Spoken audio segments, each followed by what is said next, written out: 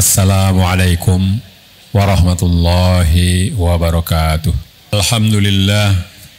Alhamdulillahilladzi ja'ala taqwa wiqayatan lil muslimina min adzabid dunya wa fitnatil akhirah. Wa ja'alaha mizanan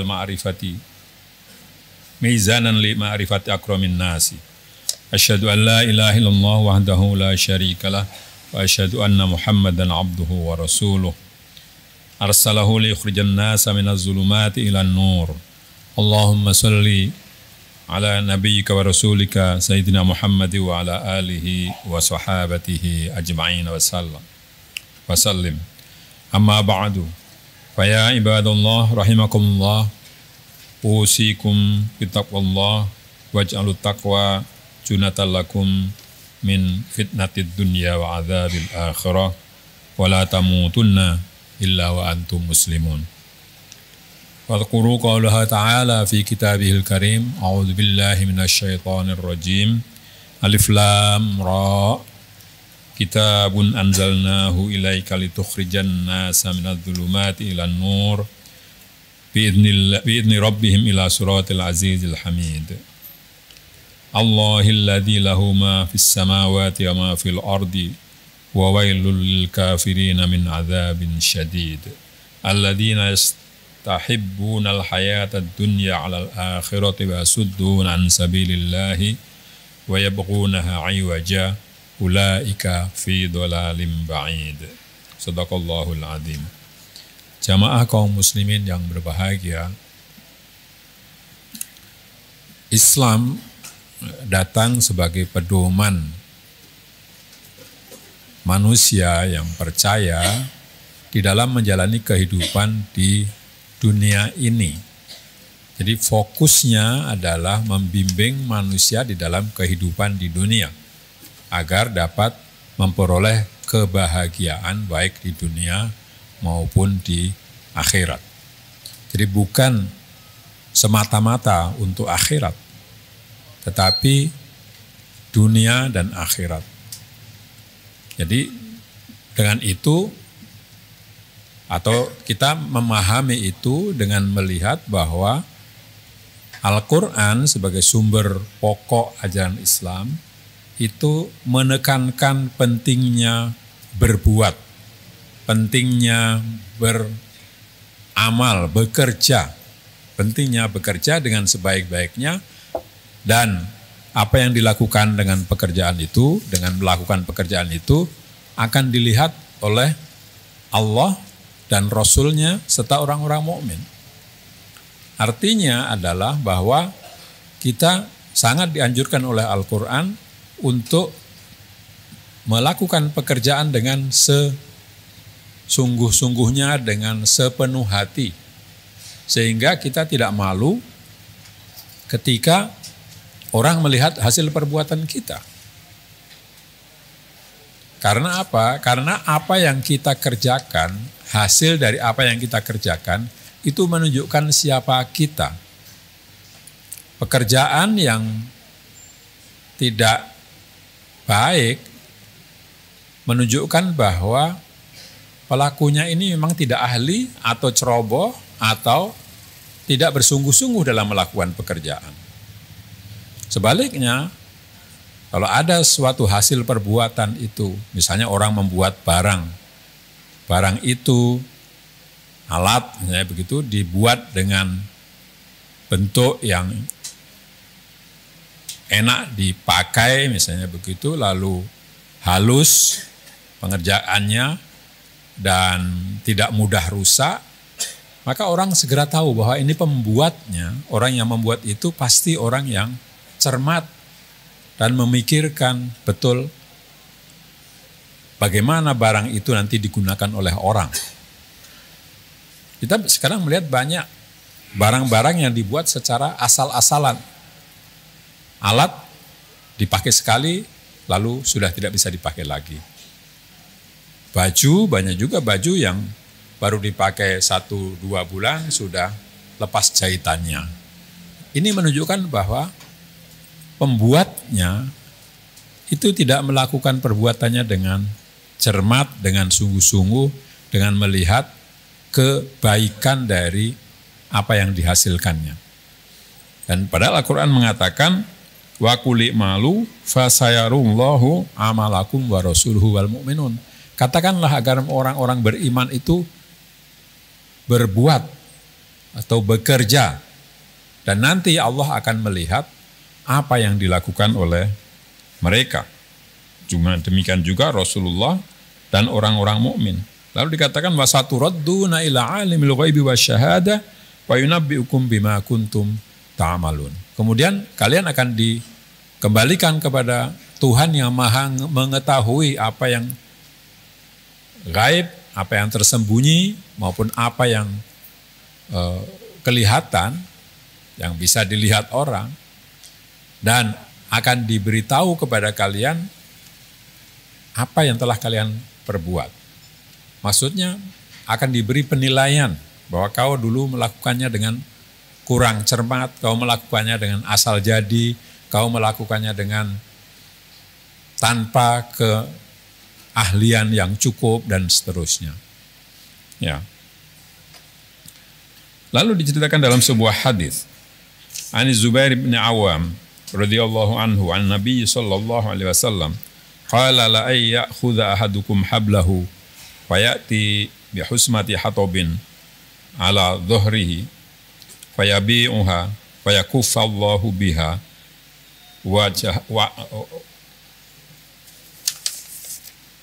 fayakufallahu biha wajhahu khairul lahu min ayyas'alan nasa a'tauhu aw mana'uhu. Kemudian kerja untuk mencukupi diri sendiri itu juga sangat dianjurkan. Tadi dalam sebuah hadis dikatakan dalam riwayat Zubair bin Awam bahwa Rasulullah SAW bersabda, kalau kalian atau salah seorang dari kalian menyiapkan talinya, lalu mencari kayu dan menghasilkan atau dapat membawa pulang seberkas atau seonggok kayu, seikat kayu, lalu dijualnya, dan dengan hasil penjualan itu dia mencukupi keluarganya, itu lebih bagus daripada kalau dia minta-minta kepada orang lain, diberi atau tidak diberi. Jadi selain Islam mengajarkan kita untuk bekerja, Islam juga mengajarkan kita untuk berbuat mencukupi diri sendiri, tidak meminta-minta kepada orang lain, mencukupi diri sendiri. Mengapa? Karena dengan mencukupi diri sendiri orang bisa menjadi lebih percaya diri, merdeka, tidak bisa ditekan oleh orang lain. Tapi orang yang meminta-minta itu akan tergantung kepada orang yang memberi. Tidak punya lagi kebebasan, tidak punya lagi kemerdekaan di dalam memilih perbuatannya, dan seterusnya. Kemudian yang selanjutnya, yang ketiga, dikatakan dalam sebuah ayat, anzala minas sama'i ma'an fasalat awdiyatum biqadariha fahtamalas sailu zabadar rabiya wa mimma yuqiduna alaihi fin nari ibtigha'a hilyatin aw mata'in zabadum misluh kadzalika yadribullahu al-amthal kadzalika yadribullahu al-haqqa wal batil fa amma az-zabadu fayadhhabu jufaa'a wa amma ma yanfa'un nasa fayamkuthu fil ardi kadzalika yadribullahu al-amthal.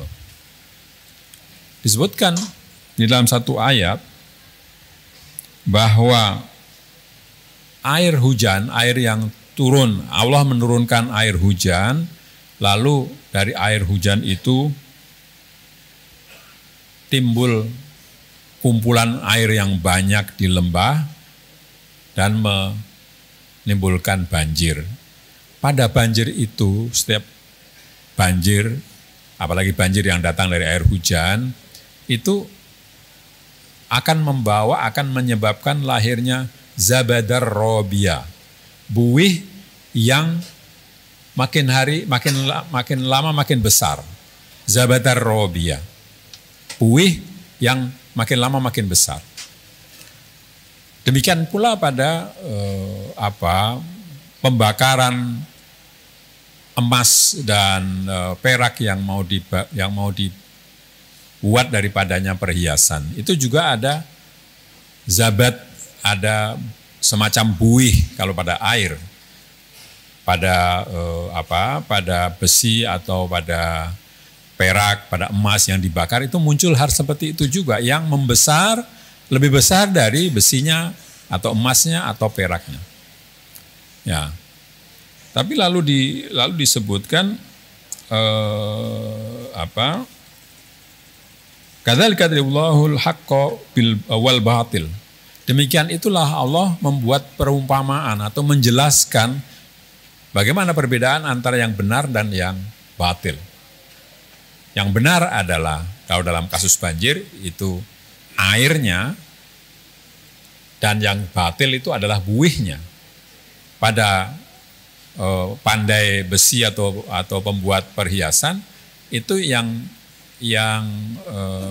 hak adalah yang dibuat itu besinya atau perhiasannya, sedangkan yang batil adalah kotorannya yang secara lahiriah itu kelihatan lebih besar, seperti buih tadi itu di atas dan makin lama makin besar. Ya. Tapi lalu juga dikatakan fa'amazzabatu fayadhabu jufa'a. Buih itu akan hilang, lenyap, akan hilang jufa'a, akan hilang karena tidak punya jati diri sebetulnya itu. Buih itu sejatinya adalah bukan pada dirinya, ya. Dia terbentuk karena gerakan air, lalu tumbuhlah benih buih itu. Nah, dia akan yadhabu jufa'a, akan lenyap. Tapi wa ammama yanfa'un nasa fa yamkuthu fil ardi. Sementara yang bermanfaat bagi manusia dia akan tetap tinggal di bumi. Dalam hal ini adalah air. Air banjir di lembah-lembah itu tetap tinggal dalam waktu yang cukup lama dan menumbuhkan tumbuh-tumbuhan. Buihnya sendiri akan lenyap. Seperti juga pada perhiasan, perhiasannya lah yang tetap tinggal. Sementara keraknya itu akan hilang, akan dibuang itu ya. Jadi dalam memilih perbuatan, kita memilih perbuatan yang bermanfaat untuk jangka panjang, bukan yang hilang dalam waktu sekejap. Ya. Seringkali misalnya kita makan makanan kita memilih enaknya, tapi tidak memilih kandungan gizinya, maka enak itu hanya dinikmati sementara saja di dalam mulut kita. Sementara kandungan gizi itu bisa berhari-hari baru hilang. Jadi itu ibaratnya seperti tadi antara air dan buih, antara perhiasan dan keraknya. Ya. Jadi mestinya kita memilih perbuatan-perbuatan yang berjangka panjang. Walal akhiratu khairul laka minal ula dalam ayat lain. Yang akhir itu lebih baik daripada yang pertama, atau yang mudah, yang bertahan lama itu jauh lebih baik daripada yang cepat hilang. Kemenangan sementara di awal itu dikalahkan oleh kemenangan jangka panjang. Banyak orang yang kurang berhasil dalam hidupnya karena dia memperhatikan perolehan jangka pendek. Akibatnya secara jangka panjang tidak diperhatikan. Itu tidak dianjurkan oleh Al-Quran atau oleh ajaran Islam. Hasil kerja dalam Islam tidak semestinya dipakai untuk diri sendiri. Ini yang keempat, yakni yang terakhir dalam khutbah ini akan saya sampaikan. Ihsan atau berbuat kebajikan, yakni menolong orang lain yang memerlukan pertolongan tanpa mengharapkan balasan dari orang itu, dan bukan karena membalas perbuatan lain, itulah yang dianjurkan. Jadi kita berbuat untuk menolong orang lain, bukan karena orang itu pernah menolong kita atau bukan karena kita nanti suatu saat akan minta pertolongan, bukan itu. Tapi kita berbuat kebajikan semata-mata karena kita merasa bahwa itu sesuatu yang baik di dalam ajaran Islam. Jadi tadi saya katakan bahwa di dalam Islam kita tidak dianjurkan untuk menikmati sendiri saja apa yang kita hasilkan. Walaupun itu sah, tapi tidak dianjurkan begitu. Karena apa? Di dalam ayat lain dikatakan wa fi amwalihim haqqun lis-sa'ili wal mahrum. Pada ciri-ciri orang bertakwa, itu salah satu cirinya adalah kesadaran bahwa pada apa yang dimilikinya, pada harta yang dimilikinya, itu ada hak bagi orang yang membutuhkan, baik meminta maupun tidak meminta. Lis-sa'ili wal mahrum, baik orang-orang yang miskin lalu meminta atau mahrum, orang yang tidak punya apa-apa tapi diam saja, tidak mau menyampaikan bahwa dia itu kekurangan. Nah, itulah beberapa hal yang perlu kita perhatikan di dalam hubungan antara agama kita dengan kerja. Sekali lagi saya katakan bahwa agama Islam sangat menganjurkan kita untuk bekerja. Mungkin orang mengatakan amal itu adalah perbuatan ibadah. Tidak, amal itu adalah kerja. Yang itu manfaatnya kembali kepada kehidupan kita di dunia dan juga kepada kehidupan di akhirat. Akhirat tidak akan baik kalau kehidupan kita di dunia ini tidak kita jalani dengan sebaik-baiknya. Antara lain dengan membuat kita cukup dengan diri sendiri dan mau berbagi dengan orang lain. Demikianlah mudah-mudahan kita termasuk golongan orang-orang yang dapat menikah kehidupan ini dengan sebaik-baiknya. Ja'alanallahu wa iyyakum min ibadihi sholihin wa adkhalana fi zumratil faizin ad-dakhilina jannatahu jannatan na'im.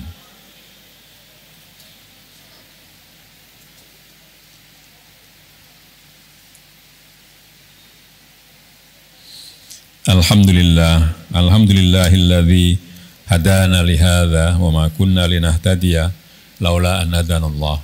Asyhadu an la ilaha illallah wahdahu la syarikalah wa asyhadu anna Muhammadan abduhu wa rasuluh. Allahumma salli wa sallim ala nabiyyika wa rasulika sayyidina Muhammad wa ala alihi wa sahbihi ajma'in. Amma ba'du fa ya ibadallah, usikum bittaqwa waj'aluha junatan lakum min fitnatid dunya wa adzabil akhirah la'allakum tuflihun. Jamaah kaum muslimin yang berbahagia, pada khutbah yang kedua ini, marilah kita berdoa semoga selalu mendapatkan ampunan, bimbingan, dan kekuatan untuk menjalani kehidupan kita di dunia ini dengan sebaik-baiknya. Allahumma salli wa sallim ala sayyidina Muhammad wa ala alihi wa sahbihi ajma'in. Allahumma a'inna ala dzikrika wa syukrika wa husna ibadatik. Allahumma ahsin khatimatana wa akibatana waj'al khairu ayyamina yawma liqa'ika waj'al khairu a'malina khawatimaha. Allahumma ighfir lil muslimina wal muslimat wal mu'minina wal mu'minat al ahya'i minhum wal amwat innaka sami'un qaribun mujibud da'awat ya arhamar rahimin wa ya rabbal alamin. Rabbana atina fid dunya hasanatan wa fil akhirati hasanah wa qina adzaban nar. Subhana rabbika rabbil izzati amma yasifun wa salamun alal mursalin walhamdulillahi rabbil alamin. Ibadallah, innallaha ya'muru bil adli wal ihsan wa ita'i dzil qurba wa yanha 'anil fahsya'i wal munkari wal baghi ya'idukum la'allakum tadhakkarun. Fadhkurullahal 'azima yadhkurkum washkuruhu 'ala ni'amihi yazidkum wa la dzikrullahi akbar.